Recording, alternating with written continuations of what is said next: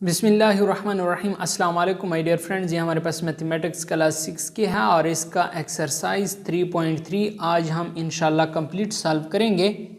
दोस्तों इस वीडियो को आखिर तक देखिएगा तो आप इस सारी एक्सरसाइज को समझ पाएंगे और वीडियो को स्किप नहीं करना, तो आपको एक एक स्टेप की समझ आ जाएगी।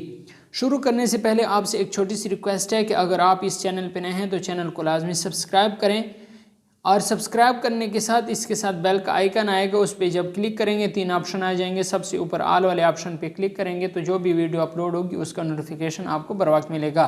स्टार्ट करते हैं क्वेश्चन नंबर 1 से।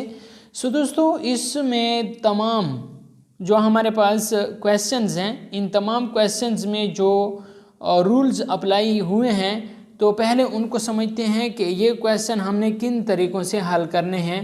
तो यहाँ पर मैंने रूल लिखे हैं। हमारे पास सबसे पहले है क्लोजर लॉ। ये क्या है? क्लोजर लॉ कहता है कि जब हम दो इंटीजर को ऐड करते हैं और उससे हमारे पास एक और इंटीजर आता है तो ये हमारे पास क्लोजर लॉ कहलाता है। ठीक हो गया। दूसरा हमारे पास है कमोटेटिव लॉ। कमोटेटिव लॉ कहता है हमारे पास कमोटेटिव लॉ ऑफ एडिशन। तो ये हमारे पास एडिशन का है। ये कहता है कि जब आप दो इंटीजर का आपस में जगह तब्दील करें और उसके जवाब पर कोई असर ना पड़े तो ये आपके पास कमोटेटिव लॉ ऑफ एडिशन कहलाता है। मिसाल के तौर पर यहाँ पर -2 जमा 5 है तो इससे भी हमारे पास 3 आता है, और यहाँ पर 5 जमा इंटू -2 यानी इधर -2 पहले है और इधर -2 बाद में है। तो -2 और -2 की जगह तब्दील कर दी, 5 इधर बाद में है और इधर हमने पहले लिखा। तो जब हम दो इंटीजर का आपस में जगह तब्दील करते हैं और उनके जवाब पर कोई असर ना पड़े तो यह हमारे पास क्या कहलाता है? कमोटेटिव लॉ ऑफ एडिशन कहलाता है। तो ये हमारे पास कमोटेटिव लॉ आ गया है। इस तरह एसोसिएटिव लॉ में हमारे पास 3 हिस्से होते हैं, 1, 2 और 3। ये आपके पास 3 हिस्से हैं और अब हम इसे ऐड करते हैं। 2 जमा 4 और जमा 3, 2 जमा इंटू 3 जमा 4। इधर पहले 2 को हमने ब्रैकेट के अंदर लिखा और इस साइड पे हम आखिरी 2 को ब्रैकेट के अंदर लिखेंगे। तो 2 जमा 4 से हमारे पास कितना आता है? 6, 6 जमा 3 9। इस तरह 3 जमा 4 से 7 और 7 जमा 2 से 9। तो इस तरह हमारे पास left hand side is equal to right hand side. ये हमारे पास एसोसिएटिव लॉ ऑफ एडिशन है। इस तरह एडिटिव आइडेंटिटी किसे कहते हैं? ये कहता है कि 0 is called the additive identity. 0 को हम एडिटिव आइडेंटिटी कहते हैं क्योंकि ये अगर किसी भी इंटीजर के साथ हम ऐड कर लें तो उस पर कोई भी असर नहीं पड़ता। 0 प्लस इंटू प्लस 7 तो ये इंटीजर बजाते खुद आ गया +7, तो इस पर कोई भी असर नहीं पड़ा, इसलिए 0 को क्या कहते हैं? एडिटिव आइडेंटिटी कहते हैं। इसके अलावा एडिटिव इन्वर्स किसे कहते हैं? एडिटिव इन्वर्स की ये तारीफ है कि the sum of 2 integer is 0। जब हमारे पास 2 इंटीजर का सम 0 आ जाए तो वो हमारे पास एडिटिव इन्वर्स कहलाता है। अब हम इसका क्वेश्चन नंबर 1 सॉल्व करेंगे। एक्सरसाइज 3.3 का क्वेश्चन नंबर 1 सॉल्व करेंगे मुकम्मल। तो इस वीडियो को आप आखिर तक देखिएगा। यहाँ पर हमारे पास पहला है -3 + 5। अब इस साइड पे देखें तो प्लस -3 बाद में लिखा है, तो ये कमोटेटिव लॉ है। यहाँ पर अगर आप देखें तो ये कमोटेटिव लॉ है। कमोटेटिव लॉ मैंने समझाया कि इसके आर्डर हम चेंज कर लेंगे। -2 पहले है, 5 बाद में है। इधर 5 पहले आया है और -2 बाद में। तो बिल्कुल इसी तरीके से -3 यहाँ पहले है और इधर -3 बाद में है। 5 यहाँ आखिर पर आया है तो यहाँ पर हम +5 पहले लिख लेंगे। तो ये हमारे पास +5 आ जाएगा। ठीक हो गया। नेक्स्ट हमारे पास है 7 जमा इंटू -4।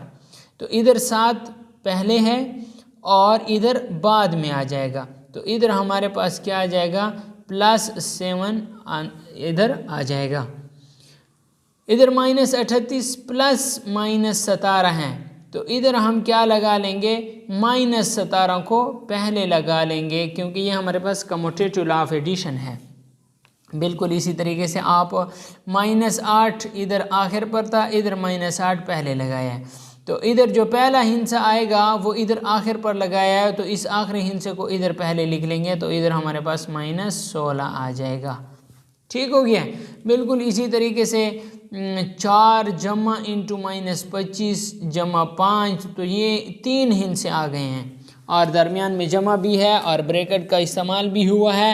तो ये हमारे पास कौन सा लॉ होगा, एसोसिएटिव लॉ होगा। ये आप देखें 3 हिंसे हैं, ब्रैकेट का इस्तेमाल भी हुआ है और इन तीनों के दरमियान ये जो साइन है प्लस का इस्तेमाल हुआ है, तो एसोसिएटिव लॉ ऑफ एडिशन है। तो यहाँ पर देखें 4 जमा -25 और जमा 5 आ गया है, तो इधर 4 को इधर इन्होंने ब्रैकेट से बाहर लिखा और ब्रैकेट के अंदर हमारे पास क्या आ जाएगा, हमारे पास ब्रैकेट के अंदर 5 आ जाएगा और -25 आ जाएगा। तो यहाँ पर मैं -25 लिख लूँगा, ब्रैकेट के अंदर हमारे पास -25 आ जाएगा। इसी तरीके से यहाँ पर भी हमारे पास 3 हिस्से हैं, 84 जमा 43, पहले 2 को ब्रैकेट के अंदर लिखना है, तो जब दूसरे साइड पे जाएंगे तो आखिरी 2 को ब्रैकेट 43 और -19 को ब्रैकेट के अंदर लिखा और 84 को ब्रैकेट के बाहर लिखेंगे, तो ये ब्रैकेट के बाहर आ गया। इसी तरीके से ये भी एसोसिएटिव लॉ ऑफ एडिशन है, 48 जमा 25, तो इसका तीसरा हिस्सा कौन सा आता है, तीसरा ये जो दूसरा हिस्सा है 48 जमा और दूसरा हिस्सा 2 आता है, तो इधर हम इसके साथ क्या लिख लेंगे, 2 लिख लेंगे। ठीक हो गया। तो इधर 1, 2 और तीसरा हिस्सा मिसिंग है, तो 1, 2 और तीसरा हिस्सा हमारे पास 12 है, तो इधर तीसरा हिस्सा हम 12 लिख लेंगे। तो ये हमारे पास क्या आ जाएगा, आंसर आ गए हैं क्वेश्चन नंबर 1 के, खाली जगह को हमने फिल कर लिया है। Which of the following are true, इनमें से कौन से ट्रू हैं। ठीक है, तो -32 जमा 6 और यहाँ पर 6 जमा इंटू -32, तो ये भी ट्रू है। 18 जमा इंटू -4, तो दूसरी साइड पे -4 पहले आएगा, जमा और यहाँ पर जमा 18 इधर -18 लगाया, तो ये आपके पास फॉल्स है। -38 जमा 47 है, तो दूसरी साइड पे 47 पहले आ जाएगा और जमा और -38 आएगा, तो इन्होंने इधर ज़रब का निशान लगाया, तो ये भी फॉल्स है। ये आपके पास 86 जमा -8 है, तो -8 इधर पहले आया है, जमा 86 बाद में आ जाएगा, तो ये भी ट्रू है। ठीक हो गया। अब नेक्स्ट जुज -7 जमा 4 और जमा 6 और इधर दूसरे साइड पे 4 जमा 6 ब्रैकेट के अंदर और -7, तो माइनस ही आएगा, तो यहाँ पर माइनस का साइन नहीं लगाया, तो ये भी फॉल्स है। 44 जमा 93 जमा और -96, तो दूसरी साइड पे 44 ब्रैकेट के बाहर जमा और 93 और इधर दरमियान में और फिर हमारे पास जमा ज़रब नफ़ी आता है ना, तो यहाँ पर इन्होंने नफ़ी ज़रब नफ़ी इनसे जमा फिर आ जाएगा, तो ये भी हमारे पास क्या आ जाएगा, फॉल्स आ जाएगा, क्योंकि इन्होंने इधर जमा की जगह मनफी डाला है।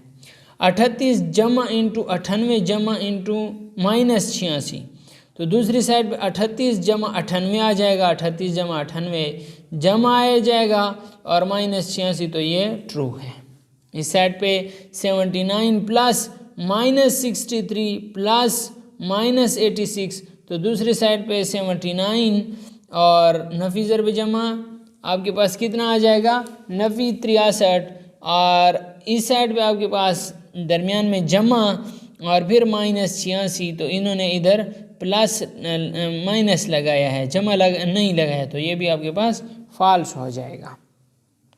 तो ये आपके पास फॉल्स आ गए हैं। अगला हमारे पास जो क्वेश्चन है वो क्वेश्चन नंबर 3 है। ये कहता है verify the commutative law for the following.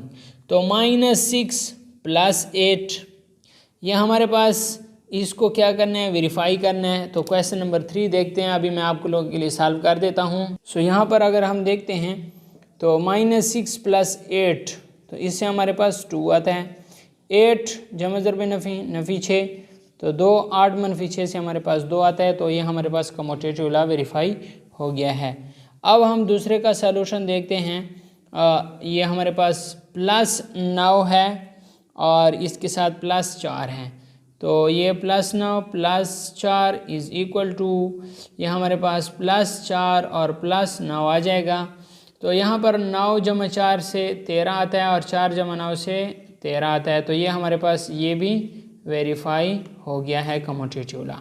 Next हमारे पास -7 और -3 है। तो इसका सलूशन अगर हम देखें -7 + × -3 और साथ में अगर हम देखें यहाँ पर is equal to -3 plus into -7, तो ये हमारे पास आ जाएगा -7 जमा ज़रब नफ़ी नफ़ी 3 और इज़ इक्वल टू -3 जमा ज़रब नफ़ी नफ़ी 7। तो -7 और -3 से -10 आता है, -3 और -7 से -10, तो यहाँ पर भी हमारे पास कम्यूटेटिव लॉ वेरीफाई हो गया है।